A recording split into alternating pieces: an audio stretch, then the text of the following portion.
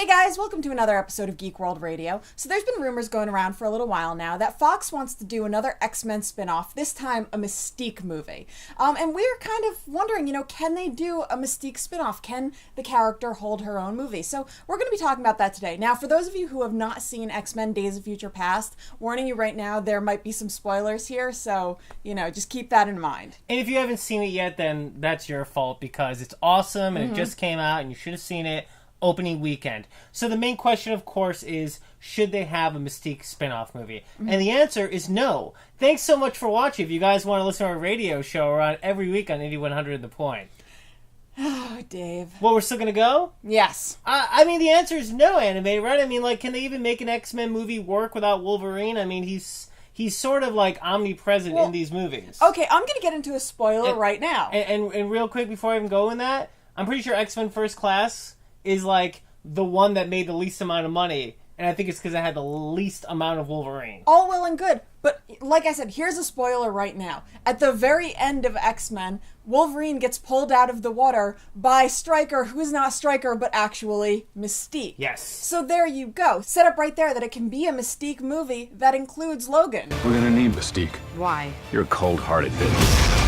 Well, don't hold back. It's funny, because if you look at the X-Men Days of Future Past poster, it's almost like a weird romance novel with, Wolverine and Mystique. Because it's big Wolverine with his claws, and Mystique almost, over his shoulder, the same size as him. And everyone else is really tiny below them. Yeah, well, it shows you who the draws are. Exactly. It's so true. This is the thing. They want a Mystique movie, obviously, because Jennifer Lawrence is a huge star. Right. The Hunger Games movies have made a ton of money. Absolutely. Obviously. Now, whether or not it's Jennifer Lawrence who is, bringing in all this money, or just the fact that The Hunger Games is a huge book that people love, that's an argument for another day. Right. But the fact remains, that's the main reason they want this. I think if it was anyone else playing Mystique, they would not even have this conversation. I want to be called Mystique.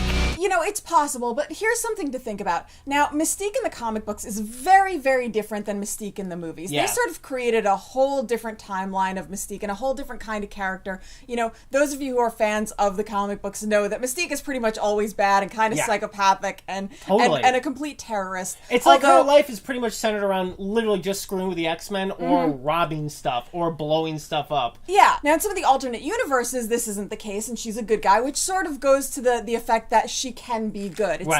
It's not predetermined that she's meant to be evil. And so the way that the movies have sort of drawn out, it gives this new area where Mystique can actually be a good guy or at least, not a bad guy and not a total psycho. Totally. And also going along, spoiler alert, again, if you haven't seen X-Men Days of Future Past, shouldn't be watching this. At the end, Mystique kind of has a heroic moment. Yes. She is sort of redeeming herself in this movie. And I also think this movie was clearly made with an intention of opening the door to a Mystique movie. Her character was much more important, I think, in this movie than it was in First Class. Yeah, and not only does it just give her a heroic moment, but they made sure to show that all of the television cameras were pointed on her for all three of the stations, maybe even PBS. Totally, that was amazing. But yeah, the thing is, this movie, if you look at the A and B story, the A story is obviously Wolverine going to the past and saving the future, but the B story was really Mystique running around and being this sort of unknown, wild card. What's she gonna do? Is she gonna set off, this future where they all get killed? And so she does her espionage thing where she goes and picks up a guy at a bar and steals his identity. She goes into Trask's place and does all this kind of stuff. And so you get this idea that, they can make this kind of spy-esque movie about her. Yeah. And also probably introduce some mutants we haven't seen yet, or hopefully have some mutants we've already seen and do a better job with them. Yeah, well, one of the mutants that they could bring back is Havoc. Now, Havoc from X-Men First Class, as you remember, this is obviously not the same Havoc from the comic books, because Havoc in the comic books is Scott Summers' brother, Cyclops' brother, and timelines would totally not work out for that. Yeah. But this version of Havoc, not only did he know Mystique when he was, when he was younger, when they were first being brought into the mutant school, but at the beginning of X-Men Days of Future Past, she saves him and a bunch of other mutants that were currently soldiers. Yes, including Ink, who has the power to have mystical tattoos. Yeah. And also Toad, a young version of Toad.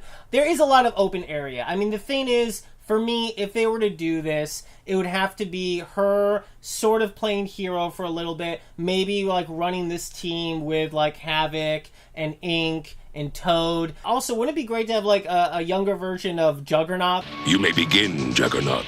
All right, and let nothing stand in your way. I love Vinnie Jones, but I hated him in The Last Stand. Yeah. I'm the Juggernaut, bitch! And there's just a lot of room to showcase some mutants that we haven't seen yet. Well, how about this? I mean, what you see at the end of this movie is that, like you said, a lot of the other stories have sort of been retconned at this point. But with Scott Summers back alive, that means that we could have Cable. And Cable time travels. Cable could come in and be working with Mystique. Well, and I think that's the other conversation, too, is instead of doing a Mystique spin-off movie, they might decide to have Mystique be the lead of the X-Force movie that they keep on talking about they want to do with Jeff Wadlow, who directed and wrote Kick-Ass 2, directing and writing. We know Cable's part of the group. But yeah, maybe Mystique could be the mutant that sort of bridges the gap between the X-Men and the X-Force. Yeah. It's not necessarily just going to be a Mystique movie. And you know, the thing is, at the end of the day, Mystique, I think, is more interesting surrounded by a bunch of other mutants. Right. Because, you know, it's great that she can turn into any other person, but she doesn't have big flashy powers. I mean, there's a reason they sort of made her like Kwai Chang Caine. You know, why she's a master of Kung Fu. Yeah. Because really just changing to different people it's cool. I mean, but Alias used to do that. Yeah, exactly. And so I think that, you know, they would have to have a team of other mutants around her in order to do this. I think a character, though, that, you know, I'd like to see, not necessarily in this movie, but maybe in, like, the next X-Men movie, Apocalypse, would be Psylocke. Yes. Can we finally have Psylocke? I mean, I think at this point, she doesn't have to be in, like, a quasi sort of swimsuit she is in the comic books, but, like, how long have we had to wait for Psylocke? I mean, Psylocke is like the female version of Gambit, right? It's like, how long do we have to wait? Because Taylor Kitsch does not count. No. I mean, the great thing is, like I said, because the movie universe is so far set apart from the comic book universe, you can really bring in characters from the X-Men, you know, mutant characters that aren't from those timelines. They just have to create the storyline that invents them into this new timeline. But, you know, we still can't have certain ones back. You know, you can't redesign Angel's backstory because they did put Angel in, you know, a further movie. You can't now have him be born way earlier. But I want Angel to be in Apocalypse. That would I be want cool. Archangel. That would be so cool. But, you know, some characters I would like to see in the Mystique movie, you know, they can still have her be the mom of Nightcrawler. You know, they could go into that story if they wanted to. Although not with Azazel, because he's dead. Yeah, he's gone. Unless there's a very long gestation period for Nightcrawler. Maybe he spends 2 years in the womb. And also, I really like the idea of maybe having Forge, you know, the mutant that has a relationship with her in the comic books. Right. You know, there's a lot of great options. I mean, for me, I would love to see maybe a character like Longshot or some kind of cool roguish character to be in there to be Domino? Sort of. Domino would be good, but I mean like a male character to be in there, sort of like a love interest, kind of. I've got it. No.